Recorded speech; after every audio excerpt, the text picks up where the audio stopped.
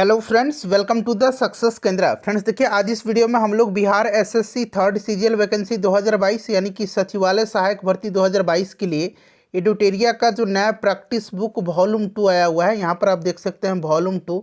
उसका आज हम लोग सेट नंबर 5 डिस्कस करेंगे। इससे पहले ऑलरेडी मैंने आपको सेट नंबर 1 से लेकर के 4 तक को पूरी डिटेल में कवर करा दिया था। अगर आपने नहीं देखा है तो देख लीजिएगा, लिंक आपको डिस्क्रिप्शन बॉक्स में मिल जाएगा। अगर आप चैनल पर पहली बार विजिट कर रहे हैं फ्रेंड्स, तो प्लीज़ चैनल को सब्सक्राइब करके जो बेल आइकन है, घंटी का निशान है, उसको ज़रूर दबा लीजिएगा। इससे क्या होगा कि जब कभी भी कोई भी सचिवालय सहायक से संबंधित इंपॉर्टेंट वीडियो अपलोड किया जाएगा तो उसका नोटिफिकेशन सबसे पहले आपके पास पहुंच जाएगा।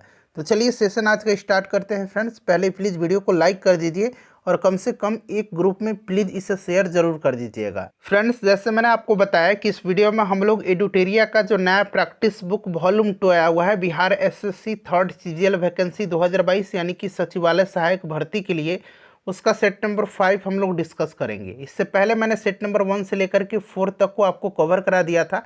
अगर आपने नहीं देखा है तो देख लीजिएगा, लिंक डिस्क्रिप्शन बॉक्स में मिल जाएगा। तो चलिए सेशन आज का स्टार्ट करते हैं फ्रेंड्स। पहला प्रश्न पढ़ेंगे आज के सेशन का। पहला प्रश्न है कि बिहार के पहले ग्रीनफील्ड इथेनॉल संयंत्र का उद्घाटन कहाँ किया गया। बहुत ही इंपॉर्टेंट क्वेश्चन है, बताइए इसका राइट आंसर क्या हो जाएगा। यहाँ पर ध्यान दीजिएगा, देखिए पूर्णिया में eastern India biofuels private limited के द्वारा 105 करोड़ की लागत से इसे स्थापित किया गया है और इसका उद्घाटन जो है, याद रखेंगे, बिहार के मुख्यमंत्री श्री नीतीश कुमार जी के द्वारा किया गया है। तो राइट आंसर इसका ऑप्शन नंबर सी हो जाएगा, पूर्णिया। ठीक है, पूर्णिया में किसके द्वारा यह स्थापित किया गया है, तो eastern India biofuels private limited के द्वारा। चलिए नेक्स्ट क्वेश्चन है कि सरगैसो सागर किस महासागर में स्थित है। देखिए फ्रेंड्स, जो भी मैं एक्सप्लेन करूंगा उसको ध्यान से जरूर सुनिएगा। इससे क्या होगा कि एक प्रश्न के साथ साथ आपके 2 से 3 प्रश्न जो है कवर होते चलेंगे। तो देखिए सरगैसो सागर जो है फ्रेंड्स, यह कहाँ पर है, तो यह उत्तरी अटलांटिक महासागर में है और सरगैसो सागर के तट पर मोटी समुद्री घास तैरती है और इस घास को पुर्तगीज में यानी कि पुर्तगाली भाषा में सरगैसम कहा जाता है, जिसके नाम पर ही इसका नाम सरगैसो सागर पड़ा है। तो राइट आंसर इसका हो जाएगा उत्तरी अटलांटिक महासागर। नेक्स्ट क्वेश्चन है, और देखिए इससे पहले मैंने आपको बिहार एसएससी के द्वारा जितने भी एग्जाम कंडक्ट करवाए गए हैं, चाहे वह 10+2 लेवल का यानी कि इंटर लेवल का हो या फिर ग्रेजुएट लेवल का सीजीएल वैकेंसी हो, उनसे संबंधित जितने भी प्रश्न पूछे गए हैं अब तक, उनको मैंने आपको सब्जेक्ट वाइज कवर कराया हुआ है। आप कह सकते हैं कि बिहार एसएससी का घटना चक्र मैंने आपको कवर करा दिया है, सभी सब्जेक्ट को अलग अलग वीडियो में, हिस्ट्री का अलग, पॉलिटी का अलग, ज्योग्राफी का अलग, साइंस का अलग। तो अगर आपने नहीं देखा है तो देख लीजिएगा, लिंक डिस्क्रिप्शन बॉक्स में मिल जाएगा। देखिए हाल ही में कौन सी अदालत देश की पहली पेपरलेस अदालत बन गई है, तो यह बना है Kerala high court. Option number A right answer हो जाएगा। देखिए केरल हाई कोर्ट के जो क्षेत्राधिकार है उसमें केरल भी आता है और लक्षद्वीप भी आता है, जिसको आप निश्चित रूप से ध्यान रखिएगा। देखिए नेक्स्ट क्वेश्चन है कि निम्नलिखित में से कौन सा दर्रा केरल राज्य में स्थित है। तो यह जो दर्रा है इसका नाम क्या है, पाल घाट है। पाल घाट दर्रा जो है यह कोयम्बटूर एवं कोचीन के बीच संपर्क मार्ग है।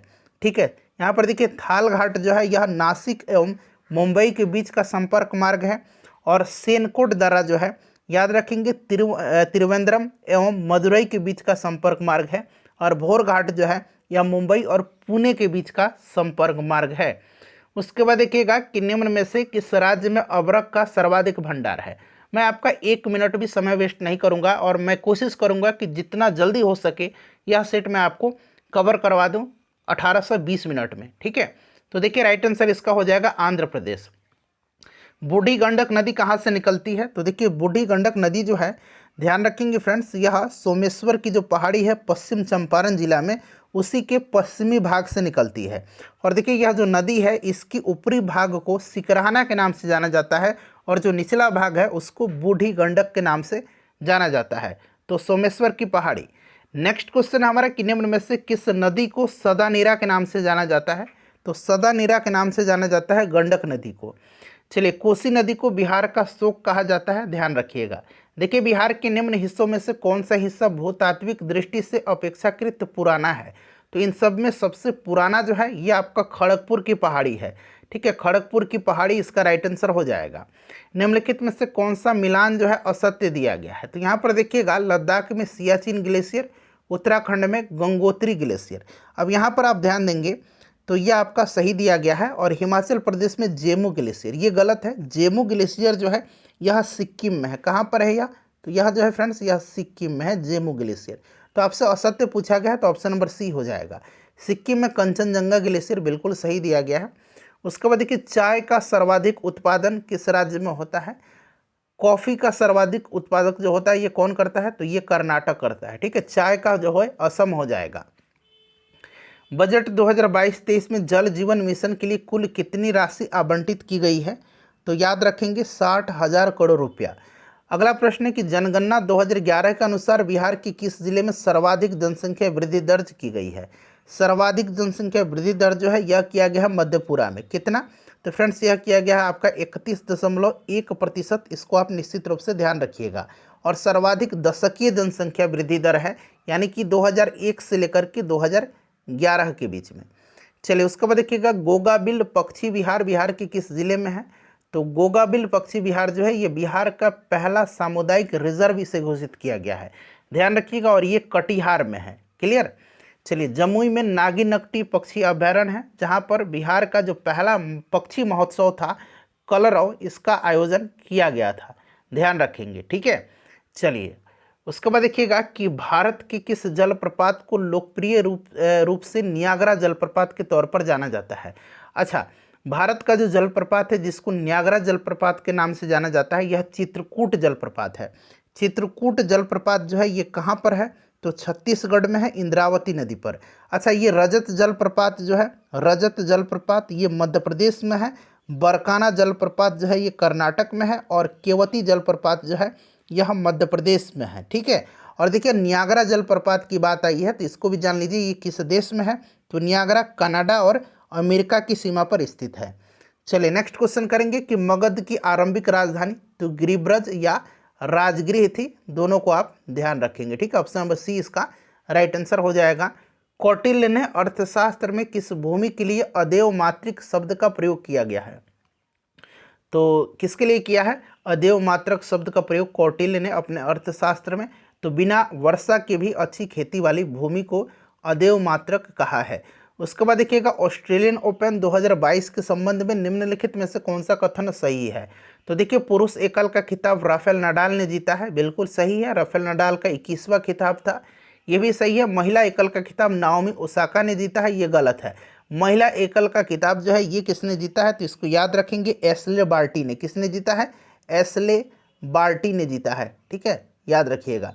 चलिए तो पहला और दूसरा इसमें से सही है, तीसरा गलत दिया गया है। अगला प्रश्न करेंगे कि ऐतिहासिक स्थल विजयनगर का वर्तमान नाम क्या है? अच्छा, विजयनगर जो साम्राज्य था इसकी राजधानी हम्पी थी और हम्पी ही इसकी अभी वर्तमान नाम है। हम्पी जो थी ये तुंगभद्रा नदी के तट पर स्थित थी। ठीक है, तुंगभद्रा नदी। चलिए उसके बाद देखिएगा कि विश्वविद्यालय आयोग की स्थापना किस वायसराय के द्वारा जो है किया गया? तो विश्वविद्यालय आयोग की स्थापना ये किया था लॉर्ड कर्जन ने। लॉर्ड कर्जन के समय बंगाल विभाजन हुआ था, विश्वविद्यालय आयोग का गठन हुआ था। साथ ही साथ भारतीय पुरातत्व विभाग की स्थापना भी लॉर्ड कर्जन के समय में ही किया गया है। चलिए उसके बाद देखिएगा कि सती प्रथा पर प्रतिबंध कब लगाया गया था? तो सती प्रथा पर प्रतिबंध जो है राजा राम मोहन राय के सहयोग से लॉर्ड विलियम बेंटिक ने 1829 में कानून बना करके धारा 17 के तहत इसको अवैध घोषित किया था। तो 1829 इसका राइट आंसर हो जाएगा। स्वराज स्वदेशी और बहिष्कार का नारा जो है सर्वप्रथम किसने दिया था? तो यह नारा दिया था किसने? तो याद रखेंगे बाल गंगाधर तिलक ने। उसके बाद देखिए निम्नलिखित में से किसने इनकलाब जिंदाबाद का नारा दिया था? अब यहाँ पर थोड़ा सा समझने वाली बात है। इनकलाब जिंदाबाद का नारा जो है ये हसरत मोहानी ने दिया था, प्रसिद्ध उर्दू कवि हसरत मोहानी ने दिया था। और इस नारे को लोकप्रिय बनाया था भगत सिंह जी ने। तो यहाँ पर पूछा गया है नारा किसने दिया था? तो नारा तो हसरत मोहानी का है, लेकिन लोकप्रिय इसको भगत सिंह ने बनाया था। तो ऑप्शन में चूंकि हसरत मोहानी रहेगा तो आप हसरत मोहानी पर टिक लगाइएगा, यहाँ भगत सिंह दिया गया है। उसके बाद देखिएगा कि निम्न में से कौन भारतीय क्रांति की माँ कहलाती हैं? भारतीय क्रांति की माँ कहलाती हैं Bhikaji Rustom Cama. Option number D right answer हो जाएगा। उसके बाद देखिएगा कि बंगाल की खाड़ी में समुद्री डकैती हेतु हुगली का उपयोग कौन करता था? तो हुगली का उपयोग डकैती के लिए पुर्तगाली करते थे। अमृतसर की संधि 1809 में किन के बीच हुई थी? तो यह संधि जो है याद रखेंगे, अमृतसर की संधि 25 अप्रैल 1809 को हुई थी। किसके बीच? तो चार्ल्स मेटकॉफ और महाराणा रंजीत सिंह के बीच में, महाराज रंजीत सिंह के बीच में, याद रखेंगे। ठीक है, तो यह आपका हो जाएगा रंजीत सिंह और चार्ल्स मेटकॉफ के बीच में। उसके बाद देखिए मिलान करना है, एक तरफ राज्य है, दूसरी तरफ संस्थापक दिया गया है। तो हैदराबाद जो है ये आपका हो जाएगा मोहम्मद कुली कुतुब शाह, बंगाल जो है मुर्शीद कुली खां, अवध सादत अली खां और मराठा शिवाजी। तो ये क्रम जो दिया गया है 2 4 1 3, 2 यहाँ पर देखिए 2 4 1 3, यानी कि ऑप्शन नंबर डी इसका राइट आंसर हो जाएगा। चलिए वीडियो को लास्ट में फ्रेंड्स आप सभी लोग अपना अपना स्कोर जरूर कमेंट करके बताइएगा। ठीक है, देखिए कौन इसमें से सुमेलित नहीं है, टेलीग्राम का लिंक डिस्क्रिप्शन में मिलेगा, टेलीग्राम पर पीडीएफ आपको दे दिया जाएगा। आंसर आप लोग खुद से टिक लगा लीजिएगा अभी पेपर पर। ठीक है, तो यहाँ पर देखिएगा मेरे हिसाब से तो ये सभी सही दिया गया, एक बार आप भी इसको कन्फर्म करेंगे। ठीक है, देखिए आयोडीन 123 का उपयोग थायराइड के उपचार में होता है, कोबाल्ट कैंसर का, फास्फोरस 32 ल्यूकोमिया जो कि एक प्रकार का कैंसर है, उसके बाद सोडियम 24 रक्त प्रवाह का पता लगाना। तो मेरे हिसाब से तो ये सभी के सभी सही दिए गए हैं, लेकिन एक बार आप भी चेक करके बताइएगा कमेंट करके। ठीक है, अगर इसमें से कोई गलत हो तो। मक्का का सर्वाधिक उत्पादक देश, तो ये अमेरिका है, संयुक्त राज्य अमेरिका। उसके बाद देखिए जलवायु परिवर्तन प्रदर्शन सूचकांक, यानी कि अंग्रेजी में इसको क्लाइमेट चेंज परफॉर्मेंस इंडेक्स कहा जाता है, 2022 में भारत का स्थान क्या है? ध्यान से सुनिएगा, यहाँ से प्रश्न बन सकता है। देखिए 3 संस्था ने इसको जो है संकलित किया है। ठीक है, ये संस्था है German watch, new climate institute, 2 हो गया, एक जर्मन वॉच हो गया, दूसरा न्यू क्लाइमेट इंस्टीट्यूट और तीसरा हो गया क्लाइमेट एक्शन नेटवर्क।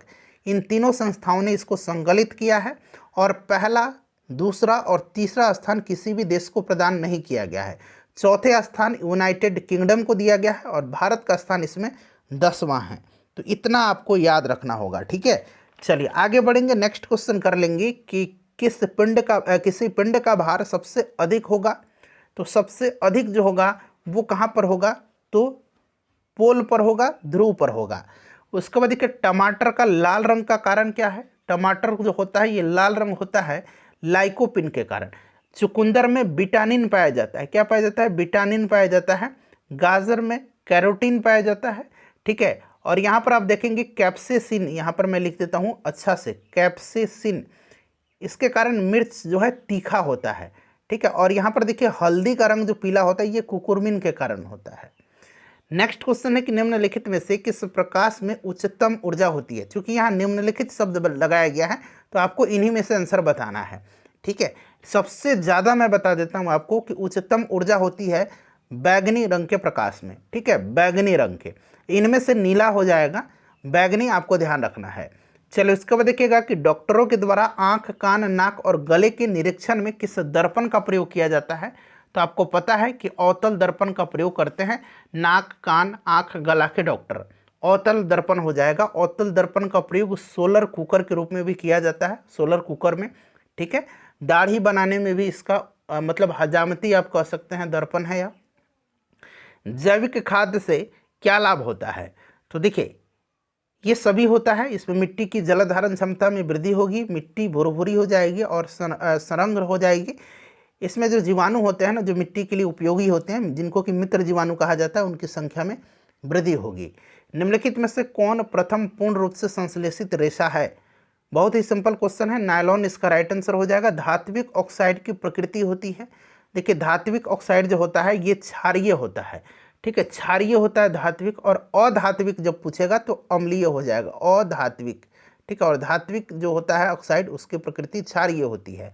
भारी जल का रासायनिक फॉर्मूला आपको पता है, D2O होता है। अच्छा, अगर आपसे पूछा जाए कि D2O जो होता है इसका आणविक भार कितना होगा, इसका आणविक भार, तो ये भी ध्यान रखिएगा, इसका आणविक भार जो होगा वो आपका 20 होगा। चलिए उसके बाद देखिएगा कि सिरका निम्न में से किस अम्ल का जलीय घोल है? तो ये एसिटिक एसिड हो जाएगा। कौन द्वितीय उपभोक्ता है? तो देखिए एक उत्पादक होता है जो कि पेड़ पौधे घास वगैरह हैं, उसके बाद एक होता है प्राथमिक उपभोक्ता जो घासों को खाता है, पेड़ पौधे मतलब टोटली शाकाहारी आप कह सकते हैं। उसके बाद देखिए दूसरा उपभोक्ता यानी कि द्वितीयक उपभोक्ता कहा जाता है जो प्राथमिक उपभोक्ता को खाता है। ठीक है। तो यहाँ पर देखेंगे मेढक जो है ना ये टिड्डी वगैरह को खाता है, ये हो जाएगा आपका दूसरा उपभोक्ता। और सांप जो है मेढक को खा जाता है, तो सांप जो है ये तृतीय उपभोक्ता में आता है। तो मेढक इसका राइट आंसर हो जाएगा। टीडा प्राथमिक उपभोक्ता है, घास जो है ये उत्पादक है। क्लियर। चलिए आगे बढ़ेंगे कि प्रोजेक्ट टाइगर की शुरुआत कब हुई थी। प्रोजेक्ट टाइगर और प्रोजेक्ट एलिफेंट यानी कि प्रोजेक्ट हाथी की शुरुआत 1992 में हुई थी। देखिए यहाँ मेंशन भी किया गया, और प्रोजेक्ट टाइगर की 1973 में। नेक्स्ट क्वेश्चन है कि विकासवाद का सिद्धांत किसने प्रतिपादित किया। तो बहुत ही इजी है, चार्ल्स डार्विन ने। उसके बाद देखिएगा कि अस्थि एवं दंत निर्माण हेतु, दांत के निर्माण और हड्डी के निर्माण हेतु निम्नलिखित में से किसकी आवश्यकता होती है।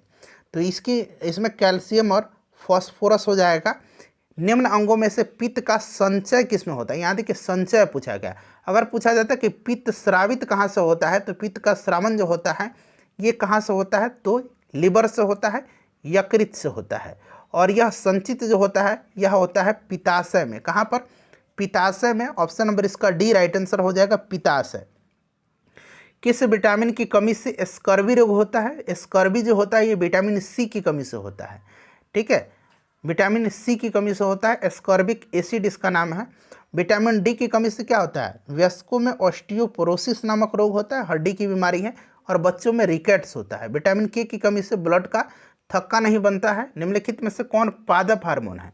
तो यहाँ पर देखिएगा abscisic acid, auxin, ethylene, gibberellin, florigens. यहाँ मैं लिखता हूँ क्योंकि ये इंपॉर्टेंट है, फ्लोरोजिन्स या फ्लोरोजेंस जो भी पढ़ लीजिए, फ्लोरोजेंस। ठीक है, ये सभी जो है पादप हार्मोन है। Abscisic acid, auxin, ethylene, gibberellin. यहाँ मैं लिखता हूँ जिब्रेलिन।